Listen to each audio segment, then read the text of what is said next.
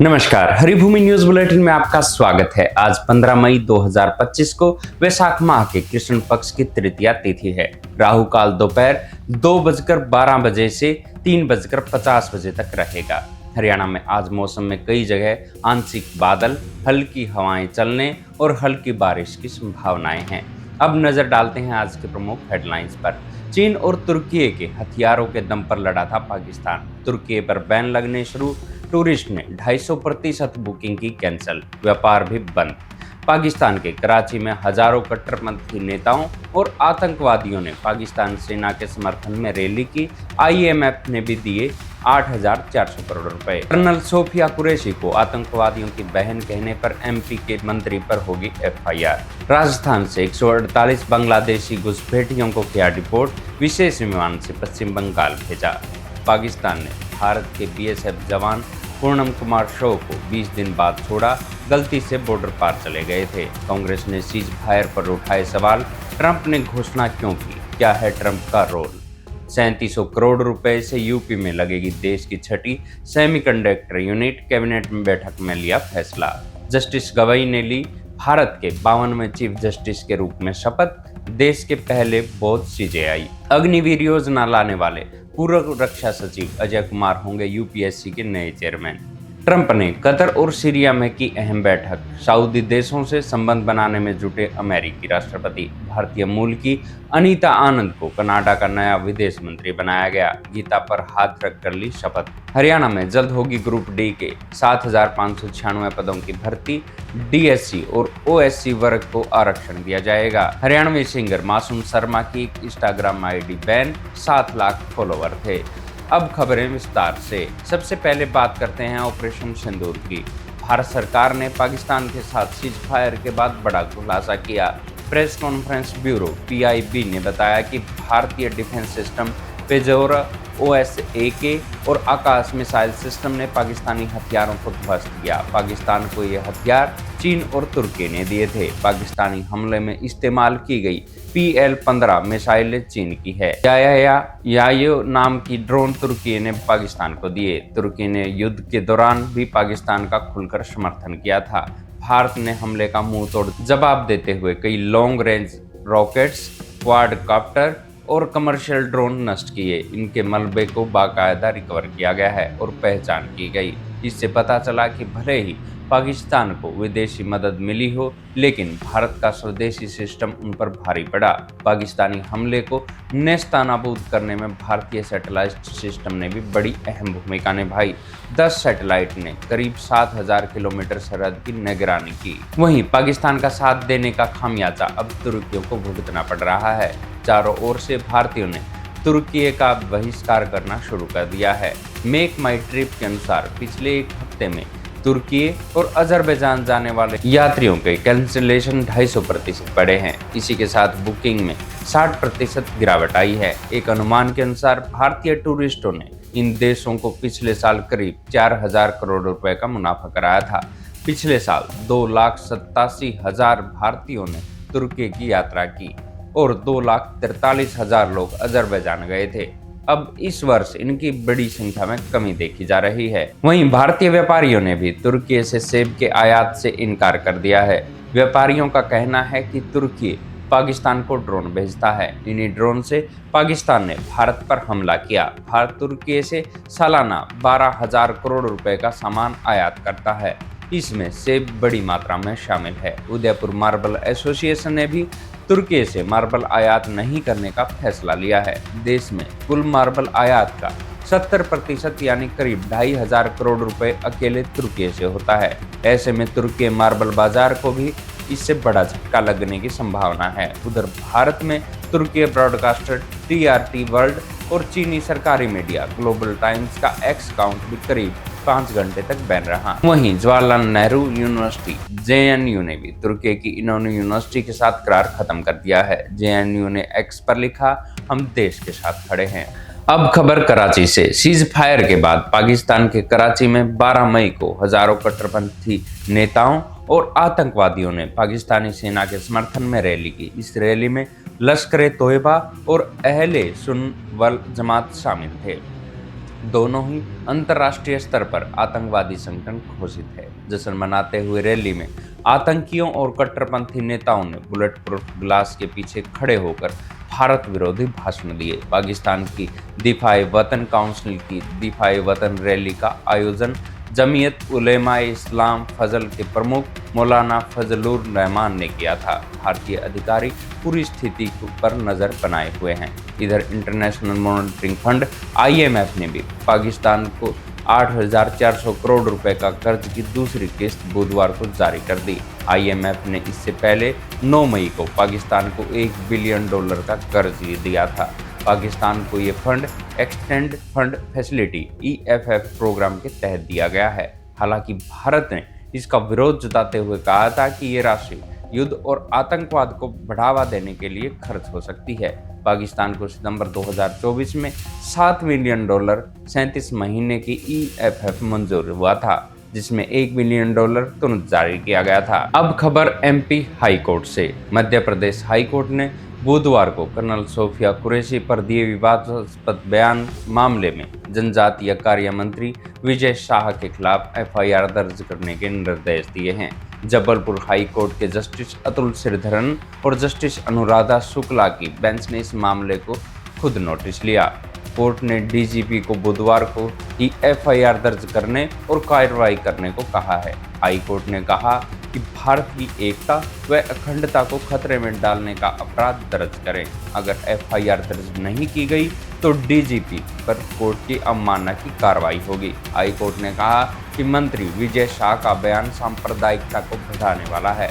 High court ने कहा कि इस्लाम धर्म को मानने वाली कर्नल सोफिया कुरैशी को आतंकियों की बहन कहकर अपमानित करना उक्त धाराओं को आकर्षित करता है। बता दें कि पाकिस्तान के साथ गोलाबारी के बाद कर्नल सोफिया कुरैशी ने ही हर बार आकर प्रेस कॉन्फ्रेंस में ब्रीफिंग दी थी। खबर कांग्रेस से। कांग्रेस महासचिव जयराम रमेश ने भाजपा सरकार पर जमकर निशाना साधा। उन्होंने कहा कि पिछले कुछ दिनों से कांग्रेस पार्टी पूछ रही है कि अमेरिकी राष्ट्रपति डोनाल्ड ट्रंप ने भारत और पाकिस्तान के बीच संघर्ष विराम की घोषणा क्यों की है। ऐसा पहली बार हो रहा है। PM मोदी इस पर कुछ नहीं बोलते हैं। अमेरिकी विदेश मंत्री मार्को रूबियो कहते हैं कि अमेरिका की भूमिका इतनी महत्वपूर्ण थी कि इनकी वजह से ये युद्ध रुका है। विदेश मंत्री डॉक्टर S जयशंकर इसका भी जवाब नहीं देते हैं। हम लगातार पूछ रहे हैं कि PM मोदी और विदेश मंत्री इस बात का जवाब क्यों नहीं दे रहे हैं कि अमेरिका की भूमिका क्या है। उन्होंने कहा कि कश्मीर पर चर्चा सिर्फ भारतीय संसद में ही हो सकती है। इस पर मध्यस्थता करने का अधिकार किसी को नहीं है। हम अपनी सेनाओं के साथ चट्टान की तरह खड़े हैं। हम आतंकवाद के खिलाफ और पाकिस्तान के खिलाफ जो कार्रवाई की जा रही है उसका पूरा समर्थन करते हैं। हमने ये भी मांग की है कि एक सर्वदलीय बैठक बुलाई जाए। 2 सर्वदलीय बैठक हो चुकी हैं, लेकिन PM मोदी दोनों बैठकों में मौजूद नहीं थे। कांग्रेस अध्यक्ष मल्लिकार्जुन खड़गे और लोकसभा के विपक्ष के नेता राहुल गांधी ने पहलगांव आतंकी हमले पर चर्चा के लिए संसद का विशेष सत्र बुलाने के लिए PM मोदी को पत्र लिखा है। अब खबर पाकिस्तान से छोड़े गए BSF जवान की। पाकिस्तान ने भारत के BSF जवान पूर्ण कुमार शो को आखिरकार छोड़ दिया है। कांस्टेबल पूर्ण बुधवार को सुबह 10:30 बजे अटारी बाघा बॉर्डर पर भारत लौट आए। DGMO लेवल पर बातचीत के बाद उन्हें 20 दिन के बाद छोड़ा गया है। उन्हें मेडिकल जांच के लिए ले जाया गया है। पूछताछ के बाद उन्हें घर जाने दिया जाएगा। पूर्ण शो 23 अप्रैल को फिरोजपुर सेक्टर में ऑपरेशन ड्यूटी के दौरान गलती से पाकिस्तान चले गए थे। इसके बाद उन्हें पाकिस्तान रेंजर्स ने हिरासत में ले लिया था। जवान शो मूल रूप से पश्चिम बंगाल के हुगली के रिसाड़ा गांव के रहने वाले हैं। अब बात करते हैं बांग्लादेशी घुसपैठियों की। राजस्थान से बुधवार को 148 बांग्लादेशी घुसपैठियों को डिपोर्ट किया गया। अवैध रूप से रह रहे इन बांग्लादेशी नागरिकों को जोधपुर एयरपोर्ट से विशेष विमान से पश्चिम बंगाल भेजा गया है। अब BSF इन सभी को बांग्लादेश भेजने के लिए आगे की कार्रवाई करेगा।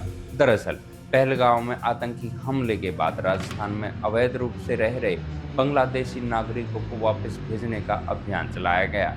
इसके तहत अवैध बांग्लादेशी नागरिकों की पहचान कर पकड़ा गया और उन्हें वापस बांग्लादेश भेजने की प्रक्रिया शुरू की गई है। घुसपैठियों को लेकर पुलिस और बीएसएफ ने कोऑर्डिनेट किया है। बांग्लादेश सरकार को भी उनके नागरिकों की जानकारी दी गई है। अब खबर देश के विकास और रोजगार की। पीएम नरेंद्र मोदी की अध्यक्षता में प्रधानमंत्री आवास में हुई बैठक में देश की छठी सेमीकंडक्टर यूनिट को मंजूरी दे दी गई है। ये यूनिट 3,706 करोड़ रुपए में उत्तर प्रदेश के जेवर में लगाई जाएगी। HCL और फोर्ब्स मिलकर इस यूनिट को बनाएंगे। प्लांट में मोबाइल फोन, लैपटॉप, ऑटोमोबाइल्स और दूसरे डिस्प्ले डिवाइसेस के लिए डिस्प्ले ड्राइव चिप्स बनेंगे। हर महीने 3.6 करोड़ चिप बनेगी। इंडिया सेमीकंडक्टर मिशन 2022 में लॉन्च किया गया था। इसके तहत अब तक 6 प्रोजेक्ट अप्रूव किए गए हैं, जिनका निर्माण कार्य तेजी से चल रहा है। 270 शैक्षणिक संस्थान और 70 स्टार्टअप्स के छात्र लेटेस्ट टूल के जरिए सेमीकंडक्टर टेक्नोलॉजी सीख रहे हैं। अब खबर सुप्रीम कोर्ट से। जस्टिस भूषण रामकृष्ण गवई ने बुधवार को भारत के 52वें चीफ जस्टिस के रूप में शपथ ली। राष्ट्रपति द्रौपदी मुर्मू ने जस्टिस गवई को CJI पद की शपथ दिलवाई। मौजूदा CJI संजीव खन्ना का कार्यकाल 13 मई को समाप्त हो चुका है। हालांकि जस्टिस गवई का कार्यकाल भी सिर्फ 6 महीने का है। CJI गवई देश के दूसरे दलित और पहले बौद्ध चीफ जस्टिस हैं। राष्ट्रपति भवन में आयोजित शपथ समारोह में उपराष्ट्रपति जगदीप धनखड़, पूर्व राष्ट्रपति रामनाथ कोविंद, प्रधानमंत्री नरेंद्र मोदी, गृह मंत्री अमित शाह समेत कई केंद्रीय मंत्री मौजूद रहे। अब खबर UPSC से। अग्निवीर योजना लाने वाले पूर्व रक्षा सचिव अजय कुमार को UPSC का नया चेयरमैन बनाया गया है। वो अक्टूबर 2027 तक इस पद पर रहेंगे। इससे पहले प्रीति सूदन UPSC की चेयरमैन थी, जिनका कार्यकाल 29 अप्रैल को खत्म हो चुका है। USA से PhD होल्डर अजय कुमार भारत सरकार के कई अहम पदों पर रह चुके हैं। अब खबर विदेश से। अमेरिकी राष्ट्रपति डोनाल्ड ट्रंप अपने दूसरे कार्यकाल के पहले विदेशी दौरे के तहत मंगलवार को सऊदी अरब के बाद कतर पहुंचे। कतर में अमीर शेख अल थानी खुद ट्रंप को हमद इंटरनेशनल एयरपोर्ट पर रिसीव करने पहुंचे। ट्रंप के इस दौरे का मकसद सैन्य सहयोग, क्षेत्रीय सुरक्षा और आर्थिक सौदों को मजबूत करना है। हालांकि कतर से ट्रंप को $400 बिलियन के बोइंग 707-8 प्लेन गिफ्ट में मिलने की खबर से विवाद शुरू हो गया है। ये किसी भी अमेरिकी राष्ट्रपति को मिलने वाला सबसे महंगा गिफ्ट होगा। इससे पहले ट्रंप ने रियाद में सीरिया के अंतरिम राष्ट्रपति अल जुनानी से मुलाकात की थी। साल 2000 के बाद पहली बार है जब अमेरिकी और सीरिया के राष्ट्र प्रमुख की मुलाकात हुई। अमेरिका ने जुलानी पर $1 मिलियन का इनाम रखा था, लेकिन पिछले साल दिसंबर में जुलानी ने अंतरिम राष्ट्रपति बनने के बाद इनाम हटा लिया गया था। डोनाल्ड ट्रंप ने मंगलवार को सीरिया पर लगाए सभी बैन हटाने का ऐलान किया। उन्होंने तुर्की और सऊदी अरब की अपील पर ऐसा किया था। सीरिया पर अमेरिकी प्रतिबंध हटाने का जश्न देश भर में मनाया जा रहा है। हालांकि व्हाइट हाउस की ओर से सीरिया को आतंक पर लगाम कसने के निर्देश दिए गए हैं। फिलिस्तीनी आतंकियों को देश से बाहर निकालने के साथ साथ इजराइल से रिश्ते सुधारने के लिए कहा गया है। अब खबर कनाडा से। भारतीय मूल की अनीता आनंद को कनाडा का नया विदेश मंत्री बनाया गया है। उन्होंने मंगलवार को फीता पर हाथ रखकर शपथ ली। कनाडा में 28 अप्रैल को आम चुनाव के लिए वोट हुई थी। इसमें लिबरल पार्टी और प्रधानमंत्री मार्क कार्नी ने जीत हासिल की। इस चुनाव में भारतीय मूल के 22 उम्मीदवारों ने जीत दर्ज की। अनीता के अलावा मार्क कार्नी की कैबिनेट में 3 भारतवंशी शामिल हैं। इनमें शामिल है मनिंदर सिंधु को अंतर्राष्ट्रीय व्यापार मंत्री बनाया गया है। रूबिया सहोता और रणदीप सिंह सराय को राज्य सचिव बनाया गया है। बता दें कि अनीता के पिता तमिलनाडु जबकि मां पंजाब की रहने वाली थी। हालांकि अनीता का जन्म और पालन पोषण कनाडा के ग्रामीण क्षेत्र नोवा स्कोटिया में हुआ था। अब खबरें हरियाणा से। हरियाणा में जल्द HSSC के जरिए ग्रुप D के 7,596 पदों पर सरकारी भर्ती होगी। इसके लिए जल्द ही विज्ञापन जारी होगा। CM नायब सिंह सैनी ने कहा कि इसमें पहली बार वंचित अनुसूचित जाति DSC और अन्य अनुसूचित जाति OSC वर्ग को आरक्षण दिया जाएगा। सरकार के मुताबिक कुल पदों में 1209 पद इन्हीं 2 जातियों के लिए आरक्षित रहेंगे। इनके सिलेक्शन में कॉमन एलिजिबिलिटी टेस्ट CET के स्कोर का भी इस्तेमाल किया जाएगा। CM ने इसकी घोषणा करते हुए कहा कि पारदर्शी और मेरिट के आधार पर भर्ती में चयन की प्रक्रिया सुनिश्चित की जाएगी।